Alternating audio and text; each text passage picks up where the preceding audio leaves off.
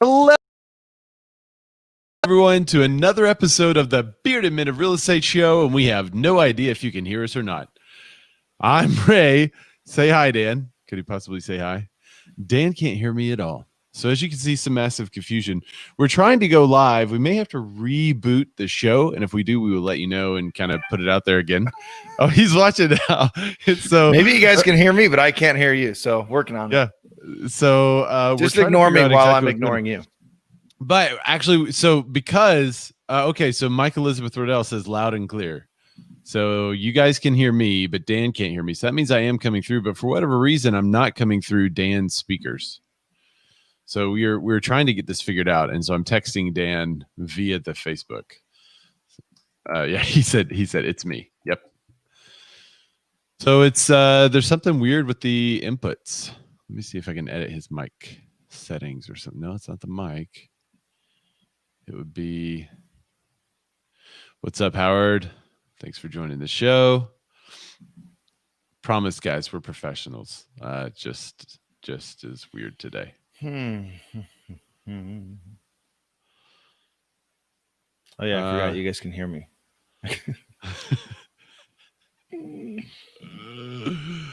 Let's see here.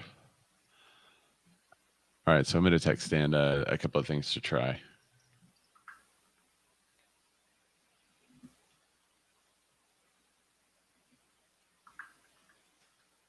This is part of the fun on StreamYard, so I can hear his computer making noise, but for whatever reason, he can't hear me, and all his stuff is already set up. So it's all set up correctly, and we didn't make any changes from this week to last week. So we have no idea why suddenly Dan can't hear me. So if any of you use StreamYard, we can hear Dan.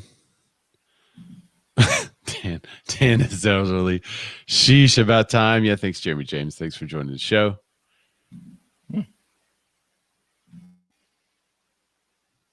It sounded like I heard a grunt. It sounded like he could hear something. Okay, I'm going to drop him down. Maybe we can hear him come through in a second. Hearing aids. Oh, Norm with his first comment. Yay! Thanks for joining the show, Norm Ludwig. Dan. Look, Dan. Look. Yeah, you guys can hear me. Look. I know. My dad finally comments, and I can't hear anything. So that's awesome. But he can hear you. He can hear you. So, yeah, technical difficulties. We're trying to figure it out today. It's not working. Let me see if I can send a little screenshot of what I'm looking at here.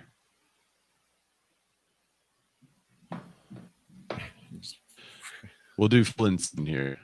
Let's see if it does it. All right. So here's the settings that we all have on this audio. This is I'm doing all that. Settings. All right, I'm just gonna leave. Just start the show, and I'll. So he's gonna have to He'll be back in a second.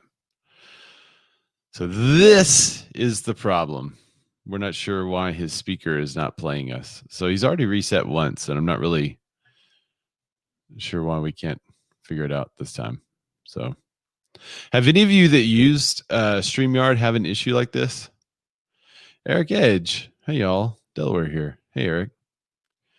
Thanks for joining the show. Sorry about the difficulties. We can't figure out what's going on. Mike Elizabeth Rodell says it's conspiracy theory. The government wants to shut y'all up because you keep predicting the future. Yeah, if you saw last week's show, man, I can't wait to get some of these articles today, because this week's show is going to validate a lot of what we said last week. Melissa Mara said, blame the cats. Fur is all up in everything. Hopefully we actually get to do. Did y'all see the thumbnail this week?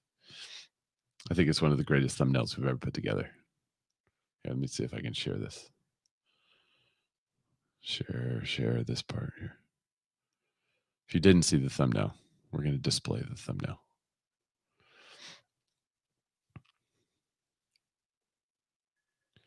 Speakers plugged in? Yes. Jeremy, his speakers are plugged in, but for whatever reason, it's some kind of weird setting or something that's going on. It's just not playing it.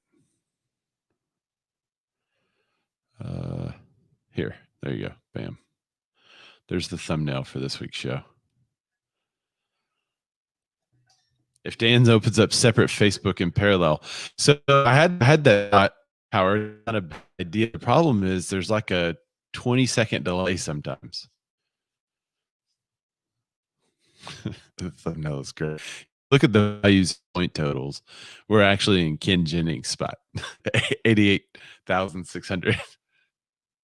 It's kind of a, in honor to Alex Trebek. It's kind of why we did that this week. But we also were really right on some major issues. So that was fun for us. He's working on it. He's texting me behind the scenes.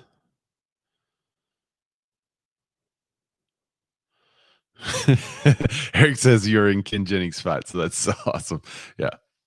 Hey, Dan's back. Let's see if he can hear us. Dan, can you hear me? Can you hear me? Yeah, I can hear you. Okay, because I can hear you. Yay! All right, 10 minutes into the show. Jesus. Figured it out. Yeah, well, I just put it in headphones. Oh, okay. Well, that'll work. Jeremy James says, Sean Connery says, anal bum cover for 200, please. Please. Yeah, because usually, are you guys just playing yeah, Celebrity Jeopardy. I was showing them this action right here. Who's that guy? And he's just a contestant. He just looks so like those guys. You can see a little bit of Ken Jennings' arm right under us. We're going to edit that out for the final thumbnail. But we were operating fast today. We were trying to be fast. So thank you guys for joining the show. Hello, everybody. Welcome to another episode of the Bearded Men of Real Estate Show. Despite technical difficulties, we are finally here. I'm Ray. Say hi, Dan. Hi, Dan. And he can hear us and we can hear him. Yay! Jeez. Yeah, so usually when I plug in headphones, it supersedes my microphone, but it's not now, but my regular speakers won't work. So whatever, we're good. Interesting. All right, we figured it out. This can be summed up with the conversation I had with Jay Marks. They should tag Jay Marks because I'm talking about him. But I had a conversation with Jay Marks this morning. He called me. He said, hey, good morning, Ray. How are you? I said, I'm good, Jay. How are you doing? He said, man, I'm ready just to go kill this Thursday. I said, that's fantastic, Jay, but it's Wednesday. He said, what? Really? It's Wednesday? It's only Wednesday? Oops. I said, yeah. So yeah, it's been the Mondayest Wednesday ever, but thanks so much for joining the show. This is a very Monday Wednesday. Yeah, we are the very bearded men of real estate. And we are the only show that I know of with two such beautifully bearded men that talk about real estate news and events and also predict the future as little as 1 week away. So it's easy to look into the future and say, one day in the future, there are going to be cars that drive themselves, Dan. Right. That's easy. But what's really difficult is to say next week, the news is going to say this. Mm-hmm. And that's essentially exactly what we did last week, if you saw the show. And not the first time either. It is not the first time, but it was one of the most. We have an article that really succinctly sums up 2 or 3 ways in which we predicted the future, which I'm really excited about. So we're going to get to some of these articles and headlines. We're going to talk about the National Association of Realtor passing the hate speech bill. We want to get your feedback on it. Oof. There's been a lot of controversy now that it's passed. So I feel like even though the world's real estate premier show, the Bearded Men of Real Estate, covered this before it was passed, I feel like now some of the outrage is there and people are like, whoa, what? So we're going to talk about some of the ramifications of this. And also, I got so much shade thrown at me just from one person. And I made this post hey, man, our heart was in the right place, but maybe we should have thought about this a little more in this way and that way. And one girl was like, this is the most twisted BS ever. I was like, all right, cool. See you later. I had to reread my comment. How could she possibly get that from this comment? Anyway, so we're going to go into some of those details. We're also going to talk about what's happening with mortgage rates and applications, builder confidence. We've got an article about the NAR doing their own HGTV. So I think I said who wore it best on there. So we're going to look at that and talk about exactly what's happening there. But Dan, before we get into all this jazz, would you please tell people what BMORE is actually all about? Oh, man, you're going to make people go crazy if you do that. I'd love to. Ray and I met here on the interwebs. I don't know. Let's just call it 4 years ago. Let's just make it 4 years ago. And I had an idea for a show because I am, in fact, a bearded man of real estate. And when I met Ray, I noticed something very interesting about him. He's got medals. He has medals, and he used to wear them all the time. Like, you remember like how Mr. T used to wear them? Yeah. That's how Ray used to wear them when I first met him. Look, you can't even get around your head. There you go. My head is too big for my medals. Yeah, that's heady metal. Ah, all right, good times. I'm winning today. No, but what I noticed is Ray actually had a layout for the show, a format for the show. It's the same format we use today. But what I also notice is that he loves to give up front to his clients, give value up front to his clients, and to just other humans. So the show's about being more as an agent, but also being more as a human. That's right. And one of the ways we feel that it's not working. It's not working. I can't get the metal off the head. Okay, so if you're an audio listener, you should really check out the video version of the show. It may start a couple of minutes late on some days, but hey, these visuals. But one of the ways we feel that it's important to give value is to know what in the world is going on with the market, and that's kind of why we do the show. The rising tide lifts all boats. You have the National Association of Realtors trying to improve standards, and we just kind of want to raise the bar. And we feel like we cover some good info that, as a real estate agent, if you knew, then you could help the consumers in your life. And if you're a consumer watching the show, you could make some investment moves given our prediction ratios. Just saying. Just saying. No, I'm not an investor or whatever. See your attorney and call your investor person. But anyway. Well, we're saying just with as much as we watch numbers and we read these articles, it's inevitable that we're going to be right most of the time. That's right. B.A. Baracus. Daisy Carver, she's joining the show. Hey, Daisy, thanks for checking out the show again. She says, makes me wish we weren't forced to be an NAR just to use the MLS. So, well, Daisy, the show is not that bad. Is that what you're talking about? You're talking about the show they're doing? Yeah, because that episode was so horrible. Oh, so I do have a little bit of an update. So we don't have to be part of NAR, but we have to be part of our local boards that have us be part of NAR so we can be part of the MLS. So it's all it's like a monopolized. We have to be. So it's like a little monopoly. We have to be a part of these things, but we don't have to be. So we have free choice, but we have to if we want to be a part of these things. It's like when we have Edison, Southern California. Edison is our electric company. I can't go to a mom and pop shop and get electricity. I have to, but there's no monopolies. But I only can get my electricity from these people. Yeah, that's going to be and there's already some discussion about some boards that I've heard in some of these realtor groups and stuff pursuing their board to break away from NAR, just due to giving money. But we'll get there. We'll get there. Yeah. In time. All right. Are you ready to get in some headlines?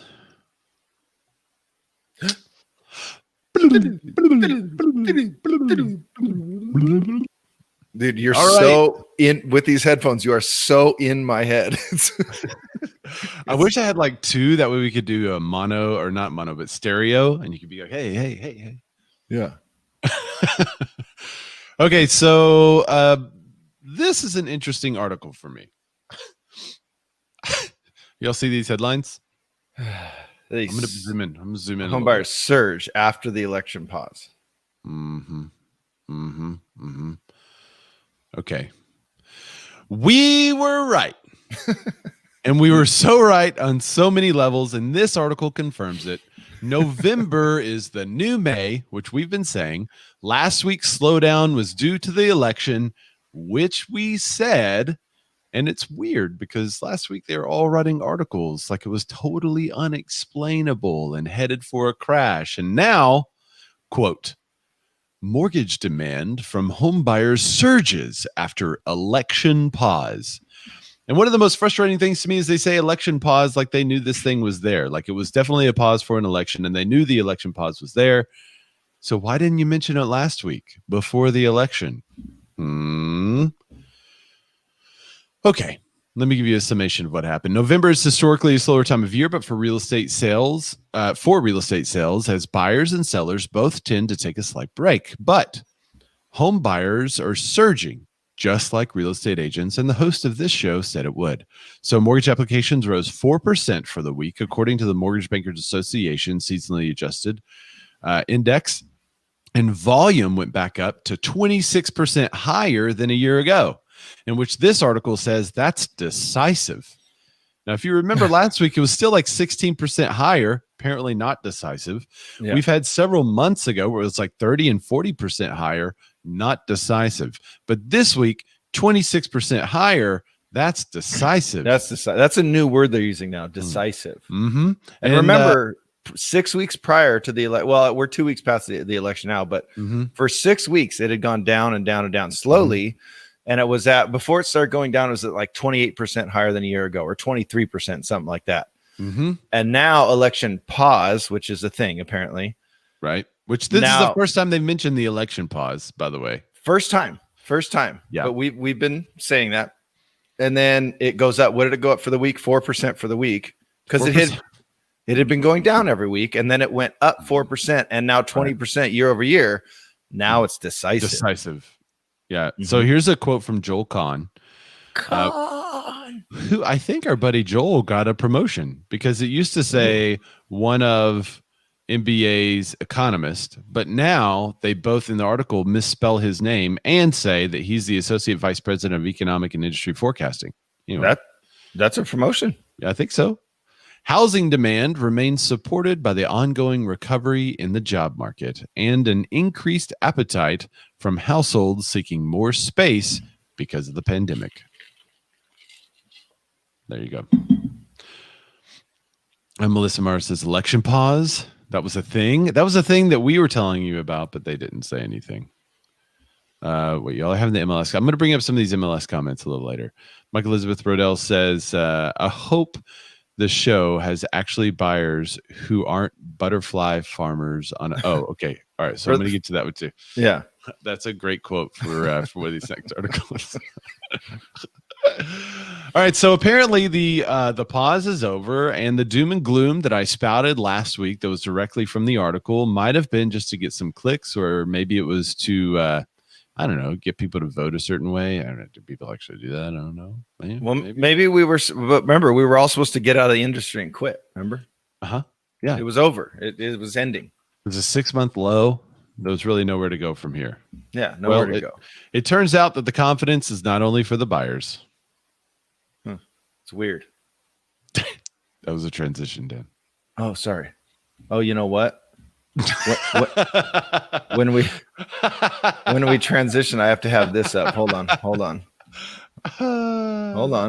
Hi, I'm still catching up. And by the way, dude, Christina Smallhorn says, yo, gentlemen. Hey, Christina, you missed the incredible first part of our show. Don't go back and rewatch. Yeah, she didn't miss anything. By the way, I was so ahead. I was up at like 4:30 this morning. I had worked out. I'd done everything. Had done my, summaries for the show. Had done everything. Sent a new headshot for our thumbnail. Everything. And now this happens. Now I'm way behind. It is. It's how Ray said it. It's the Jerry James says smooth transition. Oh yeah. All right, let me re-say it. You ready? I'm going to re-say it again. Hey, Dan. It turns out that home buyers aren't the only ones confident. That's weird, because home builder confidence soars. Whoa. Sometimes I think we're just giving Matt like some just quick 10-second chops. By the way, if you don't follow us over on the YouTubes, you can watch us there live right now. You can watch us there live and comment. It'll come through, and you can go see our weekly chops. We throw up 4 or 5 a week, where it's just little small segments of the show. Yep. We take every story that we do and we chop it up, and then we release that separately. So if you're just looking for that segment, or you want to share just that segment, it's really great shareable content. You can do that. Yeah. And the last couple of times we've reported on the home builder confidence, it's already been at historic highs, and it went even higher. So the nation's home builders have never been this happy. In November, builder confidence in the construction market for single family homes, soared to 90, which is its third record high is in many months. So it's essentially Wow. off the chart at this point, So remember that anything above 50 is considered positive. And when we first started the show, I remember we always would say it's anything above 50, and because it was getting down to like 59 and 62 and 71. Now it's at 90. So they're very confident. And by the way, that is averages. So it's based on buyer traffic, then orders, actually how much property they're getting. And then what are supplies doing? So that's their overall confidence. And buyer traffic is up. It's in the 77% range. So buyer traffic is even up. So people are feeling more comfortable with going and looking at this new construction as well.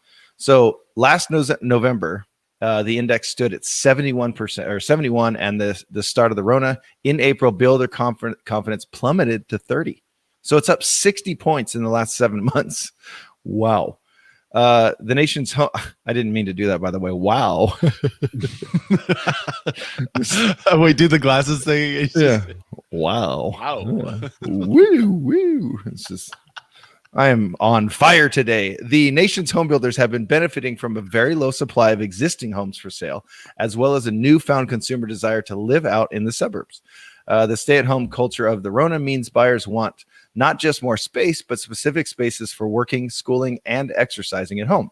They also want more outdoor space. The unexpected surge in demand caught builders off guard early on, and now they are dealing with the supply chain issues that are increasing costs. So I wanted to make this note. We're talking about an election pause, but the NAHB, that's the National Association of Home Builders, where this index comes from, they did note that 69%, 69% of the responses for November survey were received before the election for president was called by the media on November 7th. So the election results, therefore, and their impact on builder sentiment will be reflected more fully in December's HMI report. So next month when we run this, we'll see how it's changed, if they're still at 90 and still what's going on. Well, I'm sure by then a lot of it may have something to do with kind of where we are in the election process. Yeah. What I'm saying is how they frame those questions. It's going to be very different. Right. Christina Smallhorn says no one should be awake at 4:30, Dan. It's not human. I was awake at 4:30 this morning too, though. Right. But my 4:30 is 2 hours earlier than Dan's 4:30. Jeremy says, I've got 2 new construction deals under contract right now. Been screaming at builders for 2 years to start. Yeah, we have 2. We've all seen since the fall of 2016 in our market, we've all seen the inventory start to become short. We've all been telling builders, you got to build, you got to build, you got to build. And just a lot of them did not build fast enough or near enough. And now we find ourselves in a very constrained supply situation. Yeah. And by the way, Christina has a great question. Christina M. Smallhorn, who's got a fantastic YouTube, by the way. You're going to check out her YouTube channel. She says, why is it that some say, quote, never buy a home during an election year, unquote? Why? It's bizarre to me. Well, I've heard some people say that, but I don't know why. I've heard it a lot too, and I've never understood it. Like I understand the thought before, like, okay, this president is going to do this to the economy. If it changes hands, it's going to do this to the economy. Like I get that, but we've had the best year ever, and it's an election year. So maybe it's talking about people that are buying for investments, and maybe just the unsurety of where your tax bill might lie, right? Like maybe that is why. I can't. Yeah, maybe. Like if you got to move, it's going to be better to buy a house than rent a house in general. And most of the people buy a house because they want to live somewhere and not because they're just looking for an investment. The only thing I can maybe think of is like for tax year purposes, and I have clients doing this right now. They literally just got pre-approved. So like even if I got them into an escrow like right now, it's still going to be closing close to the end of the year. And with Christmas and all that, it may be delayed till the 1st. So they may not actually own the home until January 1st, which even if they closed December 15th, there's really no tax benefit of owning home now. But I just don't see that much of a change after, if there's a change of hands after January 20th, like the next day interest rates go to 5. Like I don't, and they're currently under 3% at like 2.7 something. So, and if that's the case, you'd want to buy now, which is the election year. It's literally the election thing, right? It's not an election year. It's the election now. So if you can find a house, which Katie Day says builders are so far behind right now, which is true. Jeremy James brings up an interesting point. He says, I've heard that election year is the lowest year in a cycle, and the following is the best. I've also heard that a lot of people kind of pull back on their buying habits and just kind of want to wait and see what happens. And then the next year you have pent up demand. Right now, they're saying November is the new May. That's what we said several weeks ago. The reason why is because the pent up demand from the COVID. You had all these cities that were shut down for a long time. And now I think people who are thinking about buying are trying to do it before there's another possible shutdown. Instead, there are some states all around the country that are already starting to shut down. So I think people are kind of rushing to get situated because they want to get out of the situation they were in March and April. They want a new house. They want to be in that new house before the holidays and before they get shut down again in February. Yeah, and I reported, by the way, we do have a BMORE contributors page, and we have a little, so if you're not a member there, go over and throw over an invite, and we'll see if we let you through. We've let everyone through except for ISIS and Russian operatives. And we had like a weird hacker one a couple weeks ago that we said no to. I'm all, nah, that's weird. But you should have seen the information I got about Hillary Clinton off of him. Just saying. Well, he's got, I mean, I think everyone has all that now. I think it's not just hackers that have it. I think everyone has that. They know. It's true. And Epstein, no, I'm just kidding. But I reported on there that I just had a recent flood of new buyers come in that are ready. Because we as agents, if you're doing your job, you're kind of prospecting and looking for new clients all the time. But those ones that are like ready, those, I had like 3 or 4 of them pop up real quick in the last week. So that's literally during the election. So it's this year is an anomaly in a lot of ways, but it's still an election year. So I think we've officially debunked that phrase. Yeah. So stop saying it, realtors. I don't think it's realtors that are saying it. I think it's people like Susie Orman. Anyway. Oh, all right, so God, let's go off on Susie for a while. So Susie, speaking of politics, let's talk about NAR passing the ethics changes to crack down on social media harassment. So wait a second. For my sarcastic comments on Susie's post, am I going to get in trouble? No. It depends on if you hate her or not, I guess. I don't hate her. I love everyone. Okay, good. Because she's a woman. That would be a hate crime. I did hate that post. I angry faced it. Oh, no. So NAR is passing ethics changes to crack down on social media harassment. Harassment. There's some people that are going to express a lot of hate for the way I say harassment. Well, I'm just waiting on it. You say data, I say data. So which one? Right. Let's hate on that now. I'm going to turn you jokers in that complain about it. All right. The NAR passes ethics changes to crack down on social media harassment. NAR called it raising the bar on professionalism and private speech in America. The article that I'm reading this from is from Inman. They said wait. Private speech. Yeah, that's what they said. So is private speech different than free speech? Well, that's what it says. I'm just reading private speech. Yeah. The changes, let's see. Okay. Let me reread this here. Ooh, slippery. I mean, we've been talking about this for a little while. Yeah. Professionalism and private speech. There it is right there. Here, let me put this back up. There it is right there, right here. The trade organization said Friday that the changes will raise the bar on professionalism and private speech of America's 1.4 million realtors. But isn't private speech more protected than free speech? Okay. I'm sorry. I'm sorry. Daniel, anything you say that you think is private, obviously you do not have I don't want to say it because it'll make them go off in everyone's houses, but an Amazon puck or a Apple globe ball or a Google thing in your house, because nothing anymore is fully private. Yeah, it is. You just turn all that stuff off. My what her name is off right now. Doesn't everyone want to rush and go download the NAR new Amazon app for your Alexa? Okay. Yeah, they're literally going to be listening to everything you're saying. Okay, so here we go. Let's get into the meat of this article. The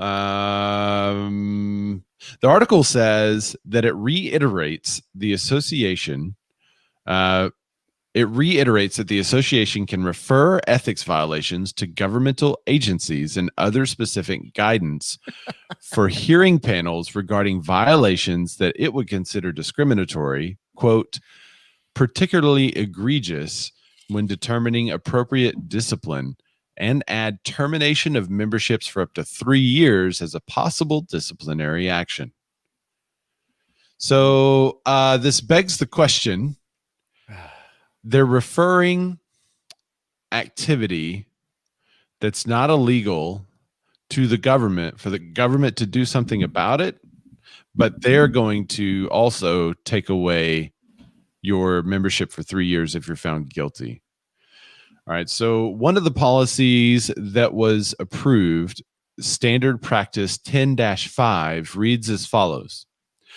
Realtors must not use harassing speech, hate speech, epithets, or slurs based on race, color, religion, sex, handicap, familial status, national origin, sexual orientation, or gender identity. Wait. We can't talk about their golf game? We can't talk about their handicap on their golf game? No, that's protected now? No, that's no longer par for the course. We are on fire today. Heyo. I'll be here all week. On that note, in particular, if you read this list, it basically prohibits any realtor from being a stand-up comedian. Okay, so a realtor that violates the policy would be charged under Article 10 of the Code of Ethics, which prohibits denying equal professional services to anyone in those protected classes. It was controversial, as NAR stated, but, quote, after receiving complaints of racist and other discriminatory behavior on social media, the trade group leaders insisted that to be a realtor by day and a, quote, keyboard bigot by night was unacceptable. Right.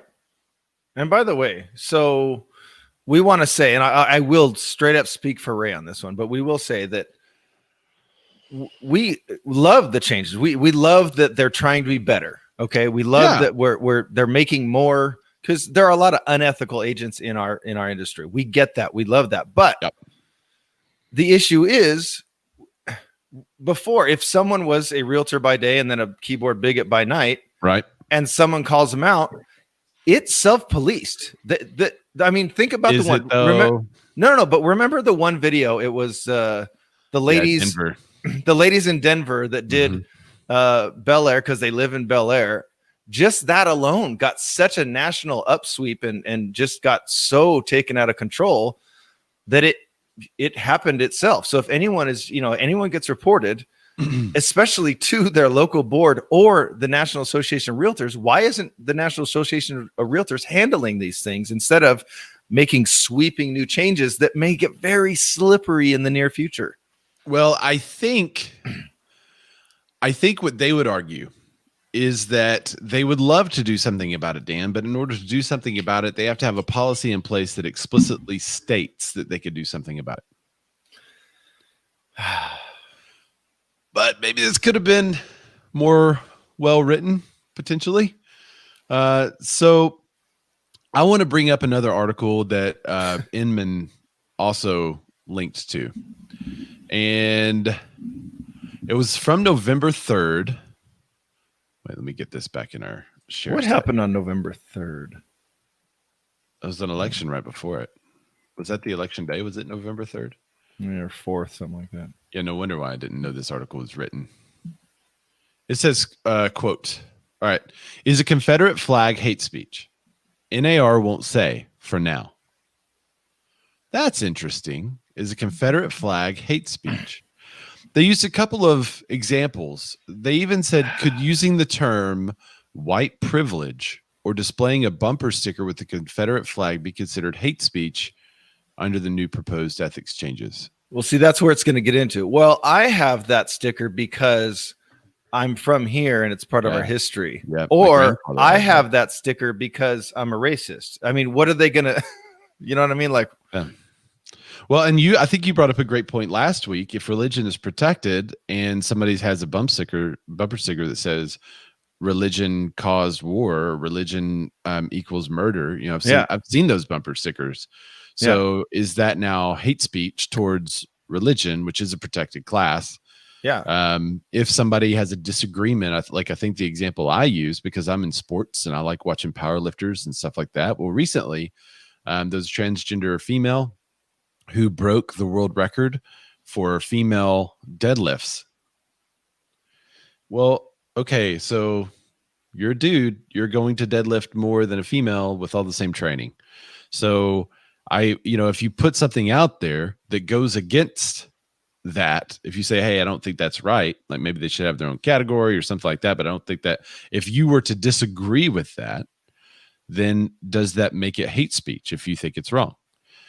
So there's a lot of gray area right now that the only thing that will clear up the gray area is litigation. It's for something to happen, which is litigation later. Cost us money as realtors.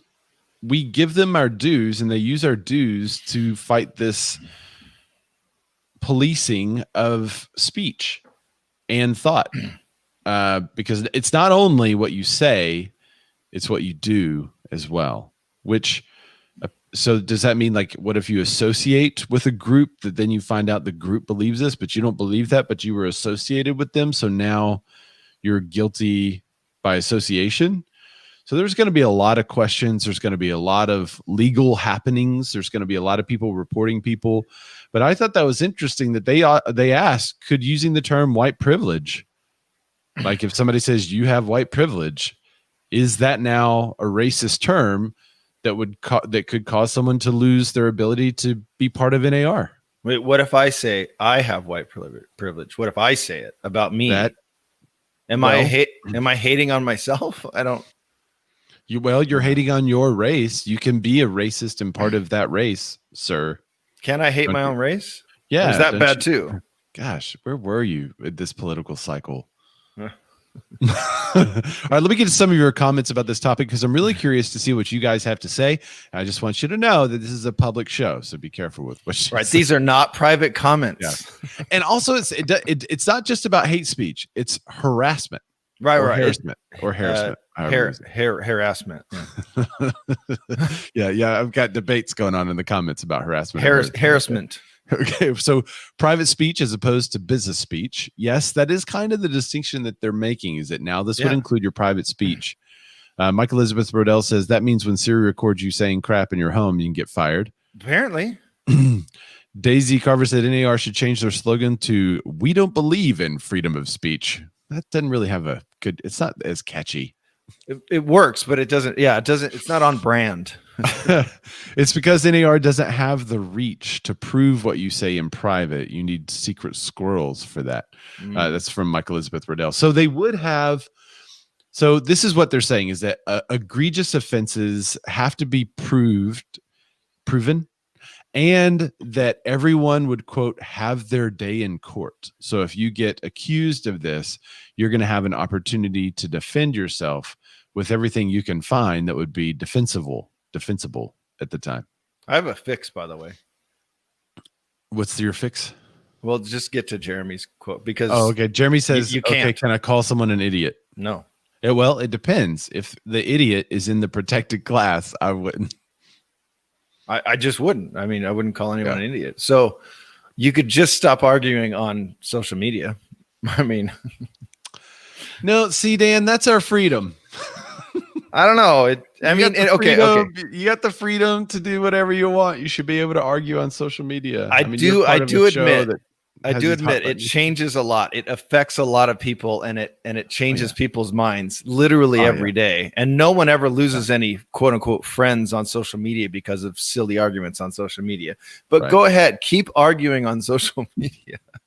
I can speak for myself and tell you that I've opened up hours since getting away from a certain application that people love. Because Melissa Mar says, there goes your night gig, Ray. Yeah, my comedy is gone. Monica Marie Law says McCarthyism. Yeah, so it's going to be interesting until we get to that first lawsuit where someone because now they've put this in place. Now they can, when someone reports it, they can go, ha ha. Yeah. And honestly, I would say everyone should go report everything you can find right now that is hate speech from a realtor. And let's get there faster rather than slower, in my opinion. That way we can figure out where the rules are. And I do want to make it clear, like me and Dan both are not people that are like, oh, I don't like this hate speech thing because we want to spew hate. That's not the case. It's just like, it's kind of like saying, okay, y'all, we're going to include in our ethics pamphlet, don't murder. That's going to be in there. What are some other cool things? How about don't steal? Yeah, that should be in there too. If you have to put that in your professional ethics, don't be a racist. I kind of feel like your entire organization has missed the boat. Like if you have a bunch of racists in your organization, then maybe there was something on the front end that should have been done. Or maybe get rid of them. Is the organization so old that it's like just steep with racists? Like there is a what's it called? It's a National Brokers Association or something like that. That is the lender one. No. There's one for real estate agents. Hang on, let me find this. Ray and I are starting our own national association for realtors, by the way. So I'm sorry for someone listening that's like a part of this or knows this much better, but I'm gonna obviously get it wrong, but it's like NAR for Black people. And it's specifically, I can't remember the name of it though. National Brokers. There's Hispanic. There's something like NAREB, National Association of Real Estate Brokers. That's what it is. And it's for NAREB Realtist. They have the 2020 State of Black Home Ownership. That's cool. All right. So I have, I think there's a couple of brokerages in our area that are also a part of this organization too. Unfortunately, I don't think the MLS boards are. So I don't think you could just go join this one and still stay a part of NAR or your local board and get the MLS. But that would be interesting if you could just go join this one instead of NAR and maybe save some of the litigious money that you'd be donating to NAR. Yeah, because we're about to that, but I like that idea a whole lot. Yeah, well, we can start a new one. We'll just call it BAR, Bearded Association of Realtors. Oh, that's really good. Well, you can't use the word realtor though. You have to say realtist or something like that. That's not copyrighted. Bearded Association of Realtors. Yeah, REELTERS, realtors. And then everyone will say it right every time. Realtors. Daisy Carver said, "See, I'm going to be kicked out of NAR because I joke around too much." Yeah, like how are they going to determine? I guess that's your day in court where you get to say, "No, it's a joke." Jeremy James says, "I feel like we have racist and bigots here in the MLS, and they insist that it doesn't affect their service." And yet, yes, I think so. You bring up a great point, Jeremy. Is silencing people who spew hatred going to affect their level of service? No. But it's going to make them more difficult to find. Yeah, and that's the local grassroots self-policing thing that I keep talking about. Is that if it comes out that you're a racist and people real estate agents don't report and self-police now. I mean, there's like shady stuff that goes on during transactions and stuff. And I ask an agent, "Well, are you going to report them?" They're like, "No, I'm not gonna." Yeah, but then ask them why, and they will tell you, "Well, because my local board won't do anything about it. National Association of Realtors won't do anything about it." Yeah. So that's why. And I still report because we have minor violations all the way. Like in ours, you're not supposed to have a picture of your sign, your listing sign in the MLS in the picture. Yeah. You're not. Now, if you take it and then you white it out, that's okay because it's just a signed post, but you're not supposed to because that goes out to all the different websites. And now it's not your brokerage, it's you now, and it's your picture, it's your listing sign on Zillow, on Trulia, on all those. Yeah. And I mean, there's a ton of them. There's a ton of them all the time. But it's their answer. I can guarantee it's going to be, "Well, our local board won't do anything about it." And they don't have the balls to do anything about it. Jeremy James says, "Bingo, won't do anything about it." Yeah. Dan, I just wanted to point out that that may have been hate speech against the female gender, asserting that perhaps having a male parts that he's turned off would somehow make them more emboldened than a female. So I just want to point out that that you may be convicted of hate speech, which he probably didn't hear because it's got headphones. Yes, he didn't hear any of it. That's so good. Yeah. Okay, so Monica says that sign thing happens so often. Yeah. In our area, like it's a city ordinance, like you can't have more than 2 signs. So people always keep like, you got a corner lot, there's 2 signs. So people always tell the city and the city comes and steals the sign. Yeah. That happens a lot. But I mean, we've had it happen a lot where a listing agent steers clients to them so they get to double in the deal. And I report that all the time, whether it's never handled, nothing is ever done on it. I never even get a response to the report. Yeah. But when sketchy things are happening, you have to report it because we do have a code of ethics, So do you think they're going to start taking up this hate speech more seriously then?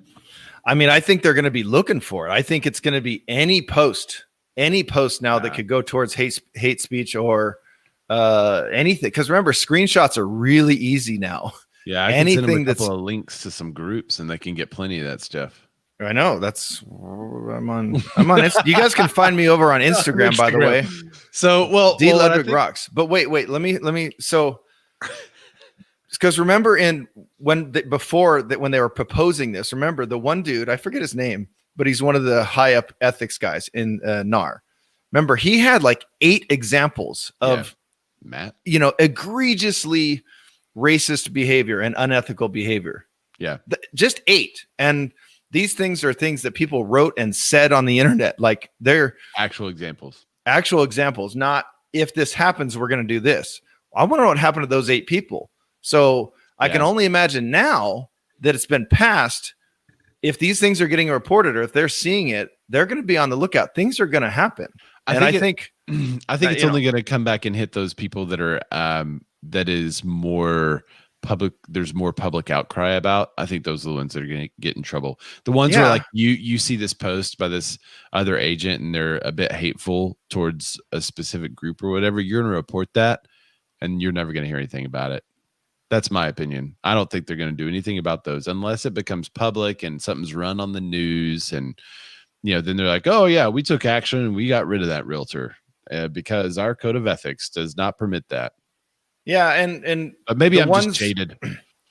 Well, the ones that are going to be tough are going to be the harassment ones. Cause there's never, there are where someone's just going off on someone and no one responds. So there's going to be that, well, here's the whole thread. Look who actually started it. And then we harassed each other. there's going to be a lot of that, and I don't know. Is trolling considered harassment? Because if so, I am in trouble. Not if you do it beautifully like you do. No one will even know they're being trolled. So that's true. I do that a lot. Right. All right. So Jeremy James says, so here's the question. Realtors will inevitably claim religious freedom in regards of their views against some protected classes, LGBT, interracial couples, and other religions. So no, they can't, because most religions that disagree with those lifestyles still promote treating everyone fairly, equally, and loving y'all. So, but unless you create your own thing, and maybe you're doing your own thing, which there's no limit on what religions could be created. So you can make your own thing, and it's like some kind of hateful, spiteful religion. Say, well, that's against my religion. But in court so far, that kind of stuff has not been upheld. So far, you can believe what you want, but you have to treat people equally. Yeah, and you have to be careful because there is a religion out there that may or may not be a religion. I'm not even going to mention the name, but it ends in ology. And they will attack. So you need to be real careful if you're watching that show that's trending on Netflix right now. You need to be real careful if you're posting about that. Ology. Yeah, well, any religion, like, and you even said, Dan, like if you were anti-religion, if religion is a protected class. If you were, and religion was a protected class, and like Jeremy James, let's say for your example, you were like, man, I hate these religious people who have these views against LGBT interracial couples and other stuff, right? Let's say that, like you posted, man, I hate these religions that are against that. Well, that's hate speech now. But no, they hate it first. So it's just like, oh my gosh. Oh man, they're going to be black bagged, Dan. Yeah. All right. Mike Elizabeth Riddell says, I think NAR had fun this year, slapping the many for the few. First coming soon and now racist. Yeah. It's a fair point. Mike is always so good. Yeah, I like Mike. Melissa Barr says, I was watching that show again last night, Dan. Creepy. Insane thing. I don't know what show. I got to check out what show you are talking about. I'm like, it's all right, whatever. I'm not even going to text it to you. I'll go into Netflix. I'll find it. There's an actress that was on a show called King of Queens. Oh, yeah. I know that chick. Yeah. Okay. There you go. Do your own research from there. All right. But yeah, so what about like if I, when I'm out and about, like I don't go throw my beliefs at people. I don't make a sign of my beliefs. Well, what if I'm walking down the street and someone's just, slamming a sign in my face about believe this, do this, or you'll die. And I'm like, I don't like that. Oh, now I'm against religion. I think you could say I don't like. You can't say I hate. But like, what if I say? Yeah. Well, I'm saying that as an illustration. Like, how much are they going to parse words here? Right.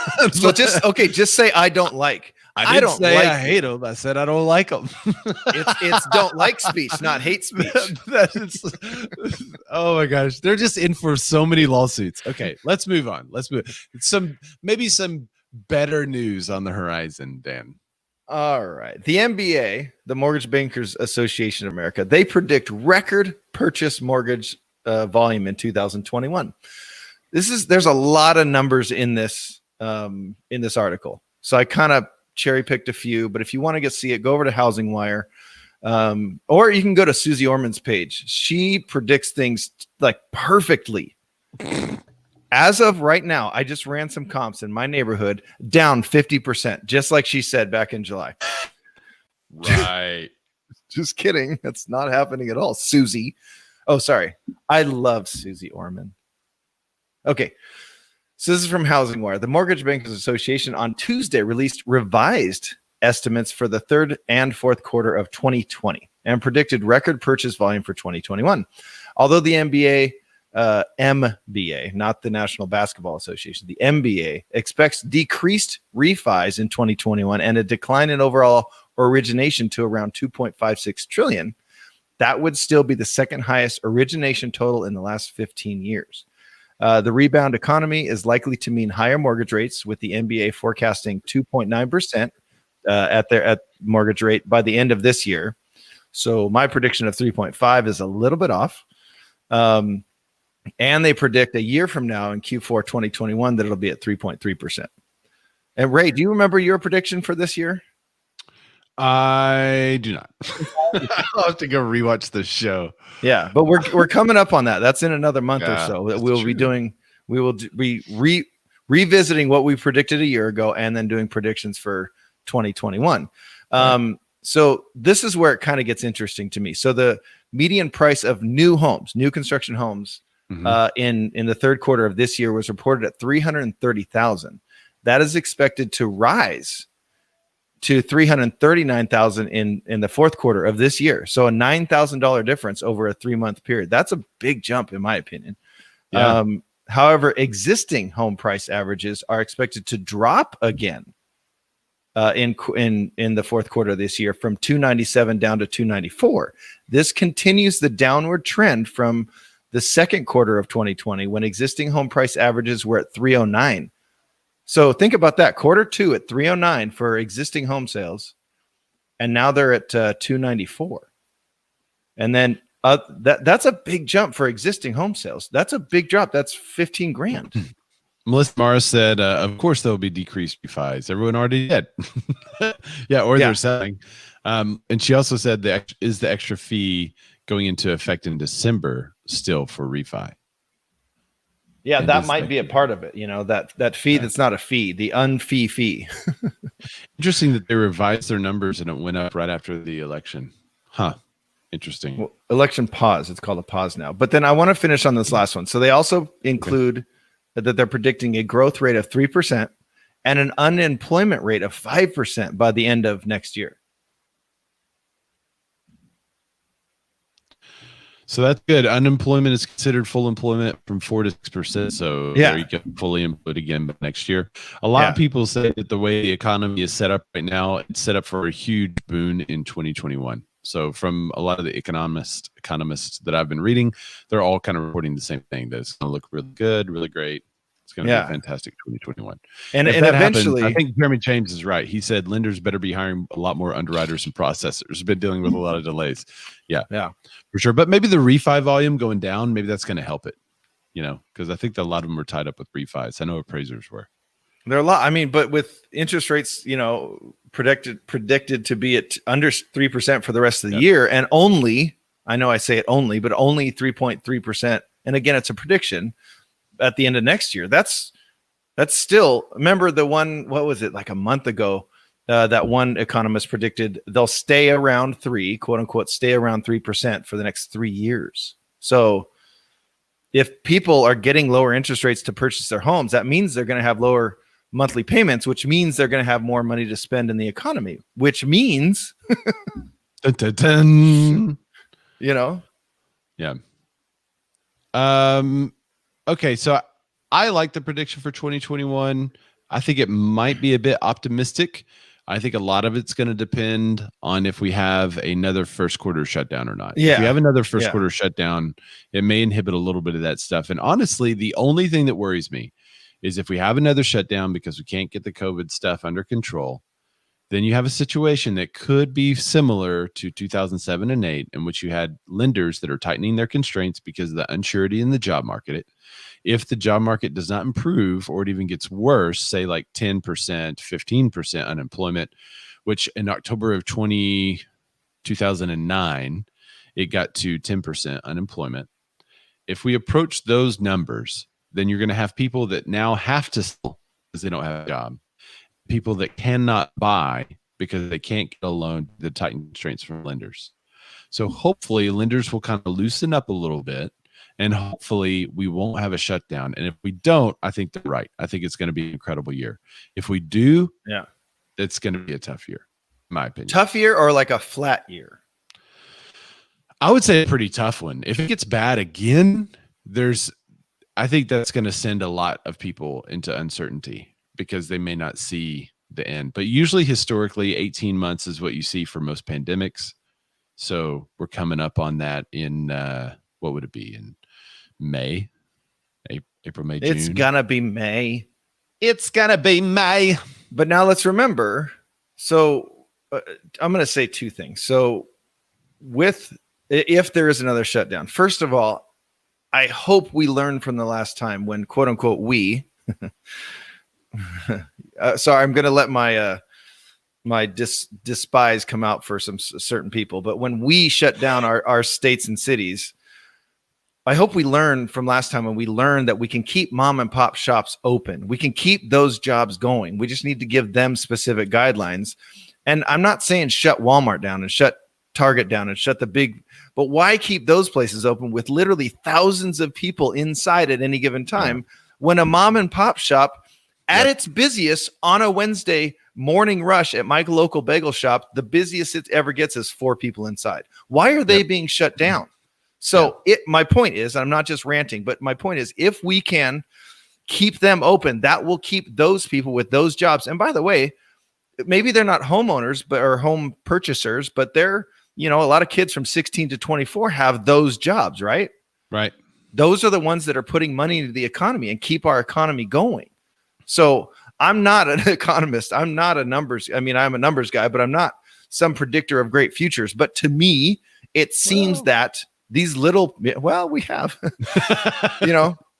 even like a Starbucks, big national chain, keep their drive-thrus open, keep 4 people inside, have limitations. Sure, I get it. Let's cut these numbers down. Let's all wear very proper masks. I get all that. But to just kill a chunk of the economy and to kill a chunk of the job market is insane to me. And we have to have learned from our first go round. We have to. I'm looking for my tinfoil hat. I don't see it. But I would have to say that if you allowed those businesses to stay open, Dan, then it would limit their reliance on government money and federal aid, which would also not empower the government more like they want. Wait, the money that we already pay in, they don't want to give us back? Yeah, that money. Okay, that's how it works. No. What they do is they use a COVID. Frothy, sorry. what they do, Dan, is they use a COVID stimulus to then send money to some of the richest people in California. Just ask Nancy Pelosi about it. All right. So Jerry James says another prolonged shutdown will really scare people. Howard says we're talking about a number 3 shutdown in Israel around the second week of December. Yeah, they've already had a second round. Sorry. So he said we went from 3% unemployment to 20%. Wow. So yeah, in America, that'd be pretty bad. I don't know what it's like over there. Right. Okay, and then remember the other thing too is since things are so up in this year, home prices so up, even on resales, people that may have to sell your home, like you mentioned, they may have to sell their home. They have hopefully accrued enough equity in their homes that they don't have to do the short sale thing. So, well, they used to do, Dan, before they had a forbearance, and now they have to add that forbearance. And so the second time around, the bank is not going to grant that luxury. No, but if they have to sell though, it'll just be part of their payoff. And if now you're paying a higher price for it with a buyer that can't buy the house anymore because they can't get a loan because the lenders tighten their lending constraints to be more sure in a time of uncertainty. But that's a very broad stroke of the brush for those people that have just adjusted to working at home and haven't changed anything. Yeah, it's a very broad. You're literally painting the whole screen here, buddy. Yeah. And I know you're doing the devil's advocate thing. I know that, but I'm doing the other devil's advate. So you're Beelzebub. I'm devil right now. Yeah, we're devil's advocating right now. But then those people that have just adjusted and work at home and are still getting raises and still making money, they'll buy those homes, especially if it's in the more rural areas with the bigger outdoor space, the pool, the indoor gym, all that stuff. Yeah. Gosh, we're good. I know this was a rough start today, but we are good. I'm tooting our own horn. We're good. Some people should share the show and also tag a YouTuber. If you have a YouTuber, an agent that does really good video, tag them. I'm going to talk about video. I want to get some opinions from people that do video regularly about this stuff. So Melissa Marr says, as things slowly start to get more and more restricted here, I'm a little peeved. She says Howard will be stuck home for the holidays for sure. And he said here too. So yeah, come over here, hang out at my house. Well, yeah, and get locked in forever. All right, so let's talk about this new video thing that this may be the most hot button issue of the day. Really? So I think we only have time for one more story, so we'll close on this one. We'll save. Just so you know, Ryan Bokeros also put in the BMORE contributors, which you guys can see that article and any discussion about it. The Airbnb was filing. They're going public. They're filing to go public. During a pandemic, during the Rona, which is interesting. Okay. All right. So this next article, though, let's talk about the NAR and their effort to take on HGTV. Let's talk about HGTV's new series, NAR. Yeah. So here it is, the First Time Buyer, National Association of Realtors television program. I'm gonna play the trailer. Wait, am I sharing audio on this? Hang on. I'm gonna stop this screen share, bring back up the screen share, and this time I'm gonna share audio because I want you guys to hear it. It's pretty cool, actually. It's well done. All right, here it is. Yeah. Can y'all see that? Yeah. All right, so let's watch this trailer for a second. I'm not gonna show it all because YouTube might take us down. I don't want to go down. In all new stories. Can you hear that? First time buyer puts real. Okay, so how much is his house? In real estate. She just took an offer. Remember your first time? Whoa. What do you think about this kitchen? I love it. The hunt is about so much more than the house. Okay. Here's what you think you know. Maybe we put an offer on that other house too quickly, Jay. The unexpected. I don't want you guys to panic. This is actually a really bad news. And the expert there to guide you through it all. They accepted your offer. Are you serious? Great. As long as they had a camera crew to capture that instant of surprising bad news. All right, so this is NAR's take on HGTV and dealing with first-time homebuyers specifically. It'll be interesting to see if how it compares to something like HGTV, because it's clearly, I mean, it sounds the same. It's got the upbeat music. It's got the transition as you look into different rooms, just like HGTV. So I'm really curious. Like, obviously, they got their idea from HGTV. Yeah. But when we were watching it, there were a couple of things to note. One is some of this stuff is like pre-COVID. I know as realtors, most of us go show houses, and most of our clients aren't. I mean, they're not covered up from head to toe in a hazmat suit, and most of them don't even wear masks these days. But occasionally they do. But I couldn't help but notice. I think probably some of these were shot last year, right? Because in some of them, there's like zero talk or mention about a Rona. Yeah. In one of the clips I saw, the lady was like, "This home has been sitting on the market for a while, so you might be able to get a better deal on it." I'm like, what home in America right now is sitting on the market for? Well, that was from the Arizona one in Phoenix, and that's not. I mean, I've experienced some that are sitting on the market, or even now in the hot areas around here, but it's very rare. So that that would put this video to be shot earlier this year, like early in the year or last year. Yeah, and I would love to hear some of your thoughts on it. I know some of you said, let me go back up to some of the comments originally. I think Michael Elizabeth Rodell had Can I ask a question though? Yeah, go ahead. Why do these exist? So what that's is a good it doing question for us? That I would like to open up for the viewing audience. Why do you think NAR is doing this? I guess a lot of people were kind of asking, what is the purpose of NAR? And if it's to promote realtors, that's who we are. And they took the money that they were using to create logos and advertising with 3D oddities, and they put it towards something like this. I think this would be better, right? I think this program is better than the weird real estate. You remember that like surreal ad where it had a realtor standing in the shower? I love it. So odd though, because one of the things we commented is that it made the client feel awkward, right? Yeah, like the realtor was like, even though you're weird, I'll do what you want to do and I'll be like you. Right. So Michael Elizabeth Rodell said, I hope the show has actual buyers who aren't butterfly farmers on a $2 million budget, and that they show every time their offers get rejected and the disappointment when buyers realize that their budget and the market are completely opposite.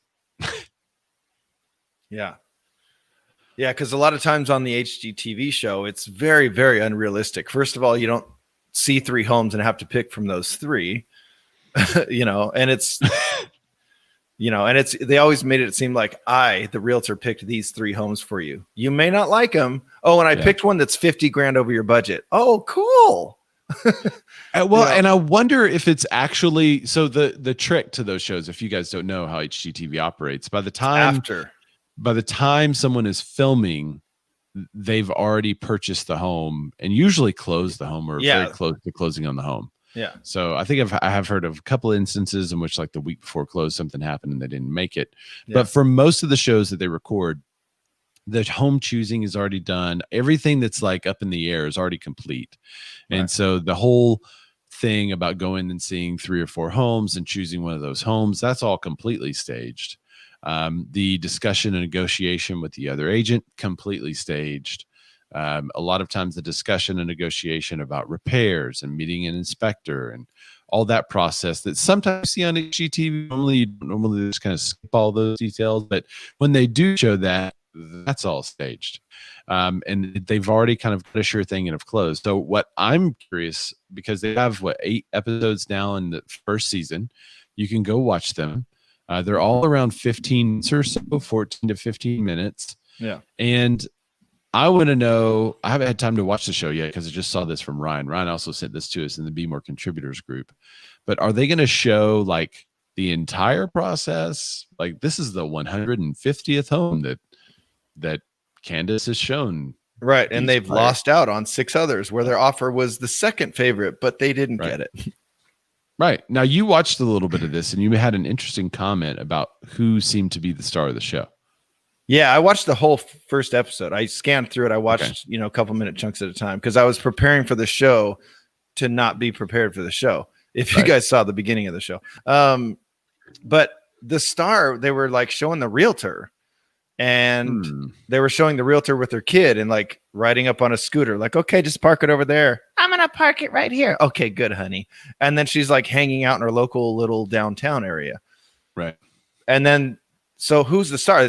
I don't know if all of them are about first-time buyers, but that first episode is about first-time buyers. And but first-time buyers aren't going to care that you're out scootering with your daughter. They want to know what's an earnest money deposit? What does it mean to actually open escrow? What are the non-recoupable costs associated with buying a home? What are my closing costs? Like, do those videos. I know they're not as exciting and, I lost out on the home, but do those videos like, say, maybe a Ray or a Dan or a Tim Macy or all these other great realtors that are commenting on the show. They do that. We all do these videos. So in my opinion, what are these videos for? Again, why are they here? They have a messaging confusion. And the confusion is for real estate agents. Careful. That may be hate speech. Be careful, buddy. I'll be really gentle with this. So for realtors, careful with gentle though. That may be too. I don't know. I'm just kidding. Sorry. You can't say it. You got to say. Anyway, I'm not. Just don't say anything. We're done with the show. Good day, everybody. Okay. We're in. No. So this is a messaging confusion, in my opinion. So the customer for a real estate agent is obviously a client, a buyer, a seller. And if you have read StoryBrand, which is a really, really good book, one of the things he mentions in it is that your clients are not looking for a Luke Skywalker. They're looking for a Yoda, and they want to be Luke Skywalker.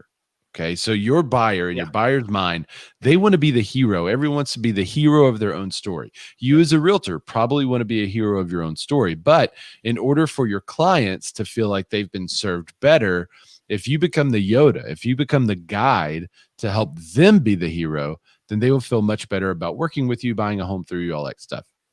So this is where the confusion comes in, because the title of the program is First Time Buyer. Okay.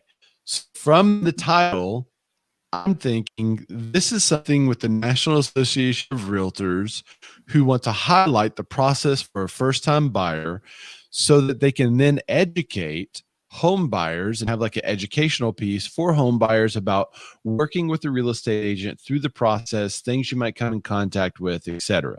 Right? But this is the confusion for the marketing department for realtors. Their customers are not our buyers and sellers. The National Association of Realtors customer is the real estate agent. So they are trying to be our Yoda, and they want us to be the Luke Skywalker, which is fine. That's cool. And that's what we want as real estate agents. But the problem is, who is this for? Right. If this show is for the general public to educate them on working with a realtor and what that might be like and the process of buying a home and the things you might run into and like maybe more of a realistic view of HGTV, then the customer is the one that needs to be the hero, right? Like what HGTV does. That's why HGTV doesn't really feature the agent, right? The agent's just there kind of guiding them through, because if HGTV made it all about the agent, then only agents would watch HGTV. The consumer would be uninterested because the agent was always the hero. The consumer wants to be the hero, portrayed as a hero, and they want to see other heroes like themselves. So that's the programming situation that they currently have. They could change the name and market it to agents and try to raise the bar, make it more of an educational program to teach agents, here's how you should probably serve people. Yeah. But that totally changes the show. Here's how to be more ethical. Right. Hey guys, don't use hate speech. Cool. All right. Yeah. They should change the name. Instead of First Time Home Buyer, they got to have something that has realtor or real estate agent in the title. If it was, tips for the new agent, tips on, new agent, new millennium, new agent, or tips on where your business actually comes from. Any of that. I don't like any of it to make realtors better, and realtors would watch. But instead, they made a realtor video for a consumer, not a real estate video. They made a realtor video. Like, this promotes realtors, and it makes realtors the hero of your story. And we want consumers to watch it. There's no consumer that's going to watch that. Right. It's got a catchy title, first time home buyer. That's going to attract people. That's going to get clicks. But I don't know that has the sticking power, because the wrong person is the hero. All right. But okay, but then, so I think I said this because I loved those quirky videos and who we are and all that stuff. But again, the message was off. Like, okay, so I'm going to be standing in the shower going, oh my gosh, it's come in the shower with me. Let's sing together, or whatever it was. I understood, like, the messaging was off, but I thought they were good and they would at least get some traction because they're a little different. But where are these going to go? I mean, it's right here. If the hero is the real estate agent, where you're just going to be watching a video on the U channels, and no, wait, this is not on YouTube. It doesn't look like it's on YouTube. So who's going to go see them? Who's going to know about these? Where are they promoting it? Why do they exist? Dan, everyone who goes to firsttimebuyer.realtor. That's everyone who will go and watch it. Dan? Yeah. Okay. So here's my next thing. So I have it's got a share button. Well, I have a video on first time buyers, and I love first time buyers, but I'm going to send them over to .realtor.firsttimebuyer.net.org. Listen, first time buyer. I want you to know what it's going to be like working with me. So I'm going to send you kudos to Candace in Phoenix, or maybe I'll send you aunties all over it. Okay. Yeah. All right. So here's my overall point is they need to stop spending our money on this and save it for the litigation that's coming. Just big old rainy day fund. Put it all in the rainy day fund because it's going to be a storm. Mm-hmm. And all on right, that note, said B Yoda got it. Jeremy James said Obi-Wan Kenobi. Yep, for sure. By the way, I'm Baby Yoda and I eat Frog Lady's eggs. Whoa, bro. Yeah, super. By the way, that was controversial. Genocide. Yeah, that's the world we live in. Is that Baby Yoda eating fictitious, fake, not real Frog Lady eggs was outrage. Look, Frog Ladies can do what they want with their eggs. Okay. Yeah, I better be careful. That's hate speech. Christine Halverson said it's a branding show. David Fresco. Hey, David, how are you? He said marketers pretending to be agents. Right. Well, I always say I'm a marketer first, and then What is that? I just guffawed. Guffawed. You don't know what a guffaw is? No. Is that a real word? It's an emote. Yeah. Look up guffaw. We're going to educate you guys about the definition of a guffaw. Look up. All right, I'm looking it up here. It's a loud and boisterous laugh. I made her guffaw. You could have just said LOL. All right. Yeah. Made me LOL. Frog legs are unacceptable. Actual frog legs. Okay. That's true. There's a restaurant around here that makes some of the best frog legs I've ever had. So thanks for mentioning that, Melissa Marr. Yeah. And dude, Martin says, can we blame Baby Yoda though? Everyone likes a good fried frog leg. But we established it in season 1, spoiler alert, that the little dude will eat anything. He's eaten a frog before. So this is a frog egg. Of course he's going to do that. I mean, he just wants his caviar. Not to get off topic, but dude, why are we getting mad about so much stuff? And Baby Yoda is adorable. It tastes like chicken, said Dusty. No, frog eggs don't taste like chicken. They taste wonderful. David said he just golfed himself. Okay. Guffawed myself. All right. Well, thanks everybody for joining the show. I appreciate the comments and feedback. And if you would share it, we're having something weird happen with the views. Share it. I don't think we have any fewer views than we used to have, but Facebook seems to be splitting the views on every share. So you'll go to our channel, I'll be like 89 views, but really we know it's a ton more than that because we have like 100 comments or something. Right. So we know there's more people that are actually watching the show, but please share the show because that's how people will find out about our YouTube. We do want more of you to go to our YouTube. If Facebook continues how they are, in some discussion that we stop using so much, we would much rather use YouTube. in order to use it, we got to get you guys to follow and subscribe and hit that bell. So please do that. Dan, where can everybody find you? On Instagram. Just go to Instagram right there. D Ledward Rocks. Yeah, and I'm Ray Zorback on the same outlet, RAZORBACK. Follow us, send us a message, and please go subscribe, share the show. Thanks for joining the show. Love you guys. Wow.